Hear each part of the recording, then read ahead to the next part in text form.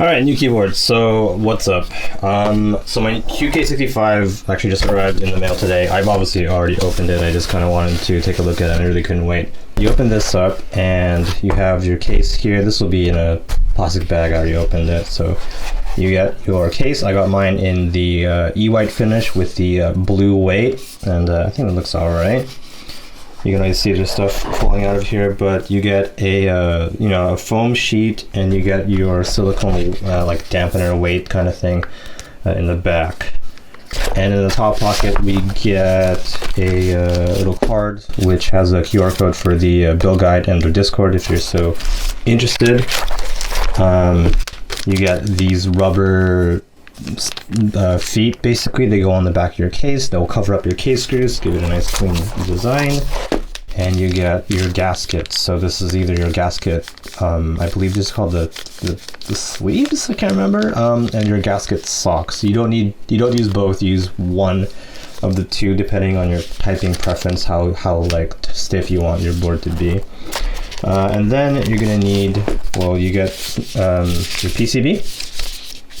And some more foam in here, so you get basically two foam sheets here. They're both going to go on top of your PCB.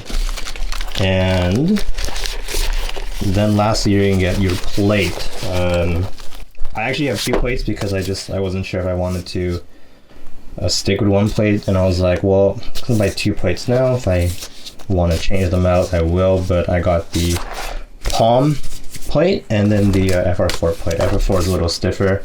You can see that here, but softer than, it's going to be softer than like aluminum or something. And then you have palm, which is like mega flexy, a very, very flexible plate. So I'm going to be building out my keyboard with the FR4 plate because I've actually never used them before. So I'm very curious to see how that typing experience is going to be. And that's it. All right, so the first thing that I'm going to do at least is just put together my stabilizers. I'm going to lube them and everything, but off camera because I hate lubing on camera. It also comes with this extra bag. This isn't really like extras. Like, I think you will need at least some of these. It comes with stabilizer pads which go on the front of your PCB. Not the front, the side where your switches will snap in, and that'll work to reduce any kind of gaps, just to make sure they don't rattle. They're really tight on there.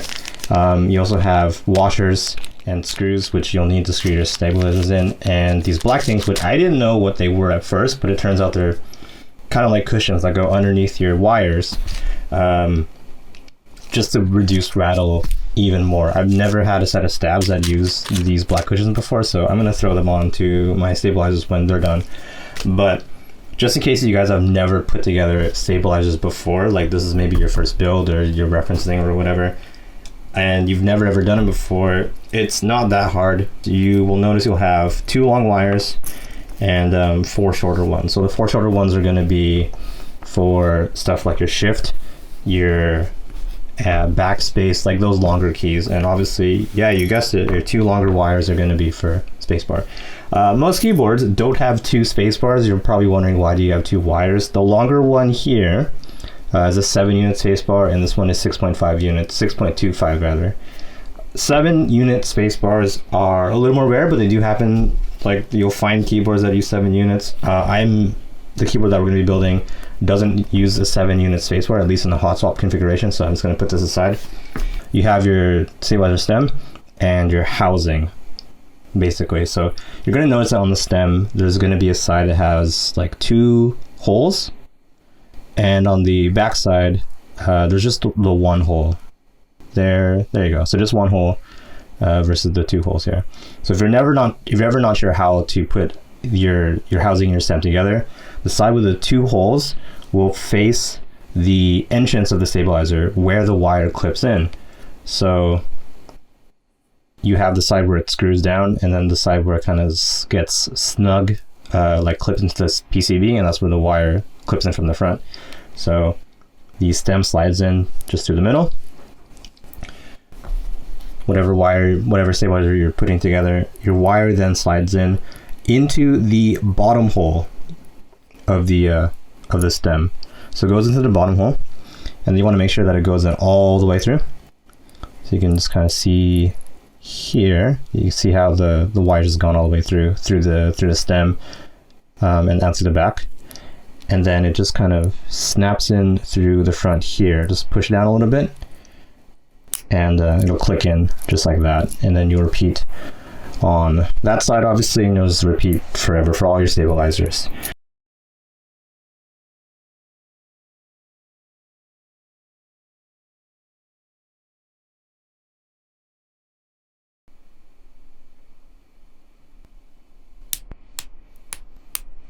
So you do get two pieces of foam. Essentially, you get this little PE sheet and you get the sticker foam. This PE sheet will go, remove this momentarily, this PE sheet will go on this side of the PCB. This is where your switches snap in. This is the back. You can see we're using KO hot swap sockets. I don't want to solder anything, but we're going with the hot swap PCB. Nice flex cuts here to give the PCB a little bit of flexibility when we're typing on it. So we still need to put a stabs on here, but this sheet is going to go onto the PCB like this. You can see there's cutouts here for where your stabilizers are going to be going, and then once that's on, you throw this piece of foam on as well, and this goes between your PCB and your plate. All right, actually just double check the build guide. These standoffs here, they recommend you install the standoffs in places like here or here if you're going to be using 3-pin switches. Now the switches that I use are actually 5-pin switches, and they say that the 5-pin switch, if you're using 5-pin switches, the standoffs are kind of optional. If you have a solder PCB, they do also recommend using these standoffs. All right, so before we do anything, I'm going to put these pads on to the PCB.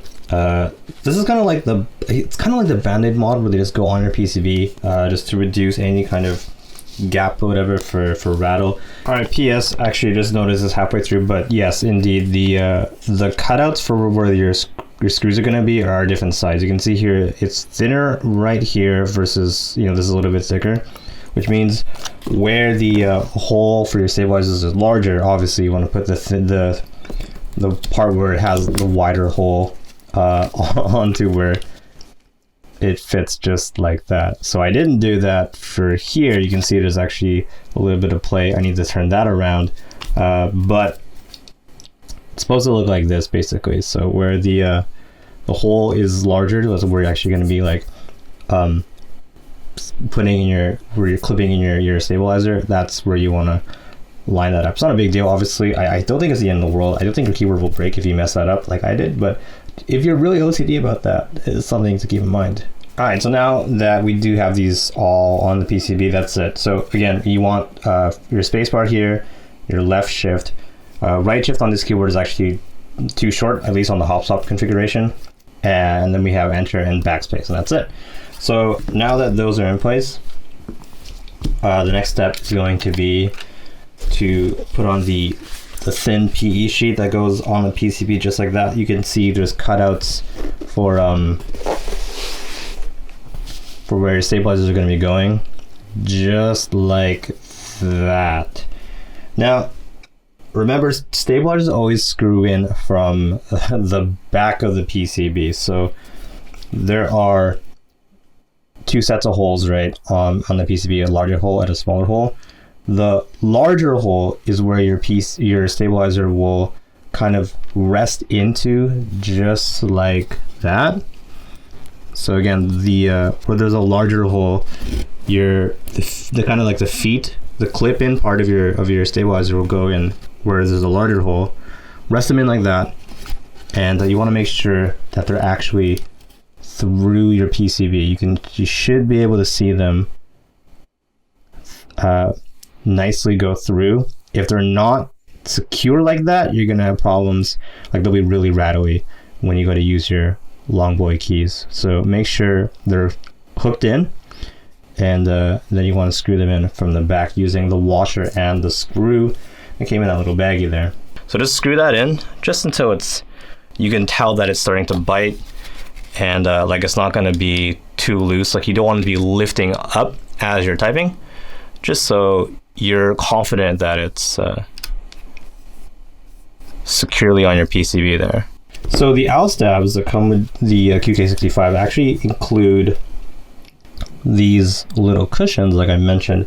I've actually never used a set of stabs that had these before, so I'm gonna go ahead and I'm gonna throw them on because I'm really curious. So there's gonna be like a thicker side and a little bit of a thinner side.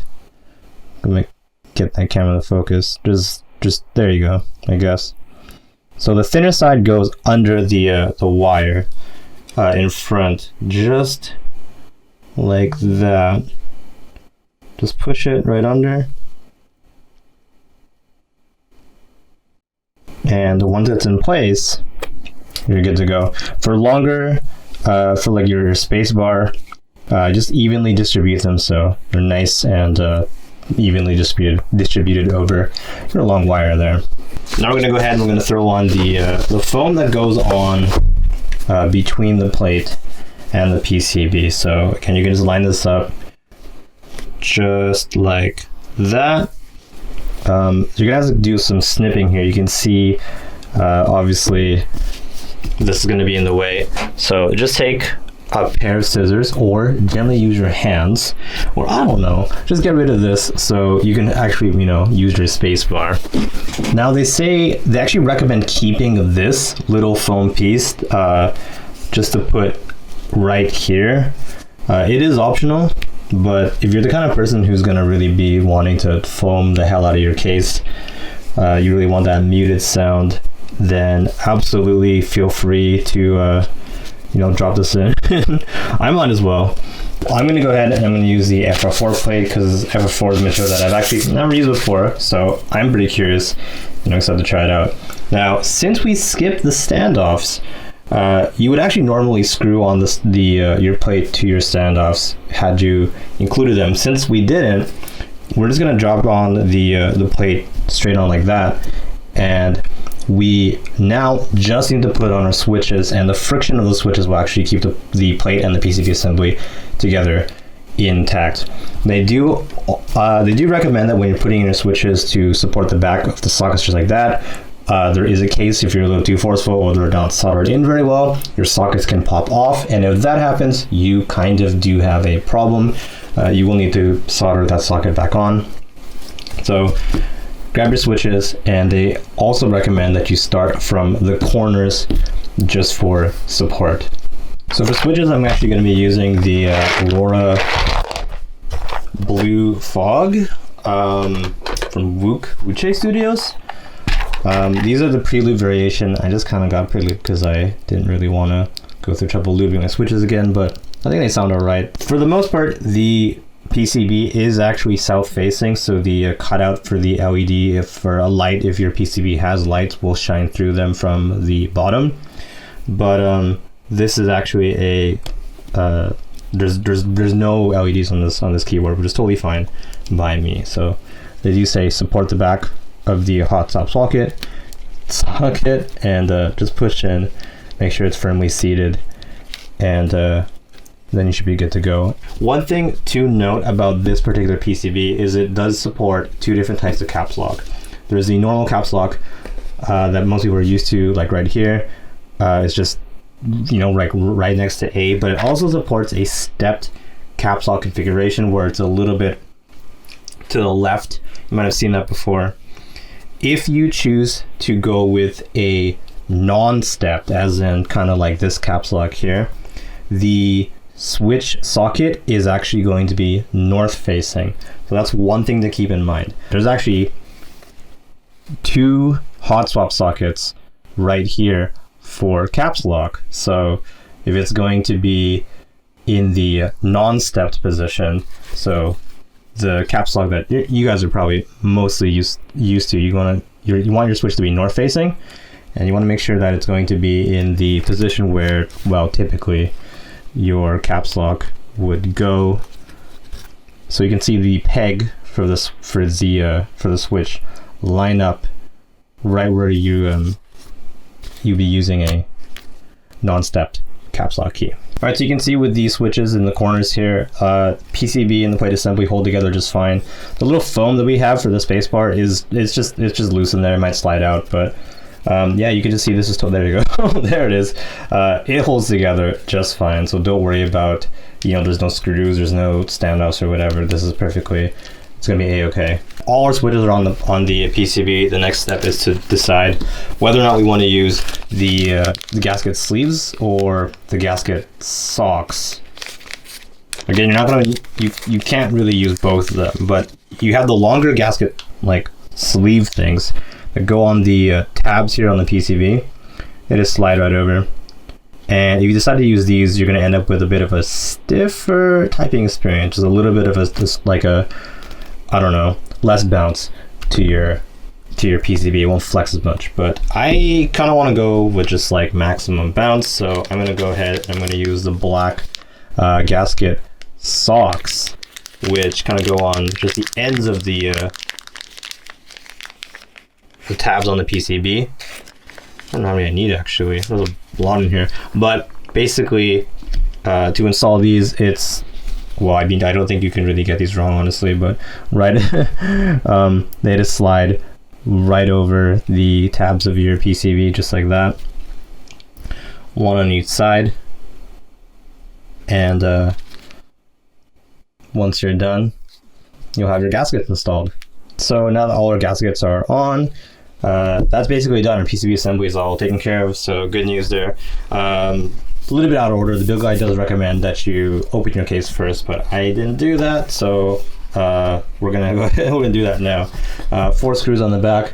Again, take your little tri-head screwdriver thingy here and open it up. It's basically a standard Phillips. So with the screws out, we can now remove the colored weight.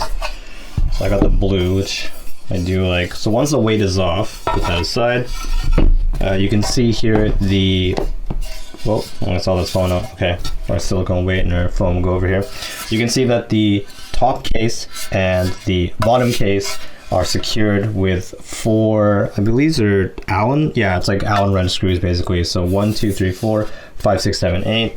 Again, take your tri-head screwdriver and just screw these out, and then you can separate the top and the bottom case. So with all the screws out, the top and the bottom case assembly just separate very cleanly, just like that, and we're left with, well, I guess the 2 parts of the keyboard. So they do include the silicone, like this huge wedge to fill the hollow space here in your keyboard, just to make it less, I don't know, boomy or whatever, less reverberation. So I'm gonna go ahead and I'm gonna drop that in. It's cut out cleanly, goes in just like that.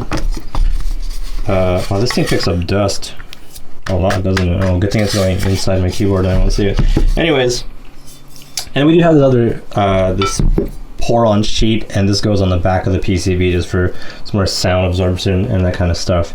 According to the official build guide, actually on their YouTube channel, they do recommend that you put your PCB assembly into the top case. For whatever reason, they say the bottom case isn't shallow enough or something like that. So we'll go ahead and we'll do that. So turn this upside down and put it in just like that. Just rest it in. Oh boy, there we go. And we'll also drop in our foam here. All right, so we now have our last piece of foam, and we can go ahead, flip this around, and drop this in. With all the screws in, the last thing you need to do is just drop on your weight and put those back in with the 4 screws that you took out, and then put on your little feet here. I will note, I noticed when I was screwing in the top 4 screws here with the Allen wrench, is you do need to compress the bottom and the top case a little bit just to make sure those screws are biting, especially if you have all the foam and you have the silicone pad in there or whatever. Just give it a good squeeze when you're screwing in the top 4 screws here, and then you should be good to go. All right, screws are back on. Yeah, and the last thing is, like I mentioned, the rubber feet here. All right, so all the caps are on, and basically this is the keyboard when it's completed. I'm actually using like 2-3 different sets of keycaps here. I'm a little worried it's a little too colorful, but this is basically what I've gone with, and this is how it sounds.